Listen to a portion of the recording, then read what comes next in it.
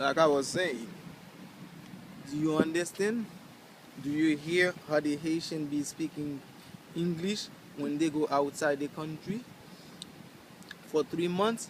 They don't speak no more Creole. I ain't drinking babon in the cup. Oops. Juice. Mbabo alcool. Un truc comme ça. On a parlé un show jeudi, hein. Son show qui est très chaud. Il va chauffer. Il va après. Son show qui est très chaud. Parce que, sur ça, on parle des nègres là quand yo en mode, petit crack, nègres a tombé par l'autre bord.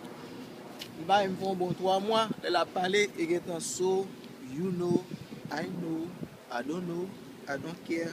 Forget about it. Même l'aile fâché, et en anglais elle fâché. Shit, man! What the F, man? Pas fou shit. I mean, man! You know? Yeah, I'm gonna kill you, man! Tout ça gueule, man! Et puis là, elle a parlé. You know what I'm saying? Black, et pourtant pour ça même, l'autre monde, y a battre pour raconter des mots créoles. Ça passe dans boulé, comment est papi mal, piti. C'est like, ou passer l'autre côté, pour la battre pour parler créole.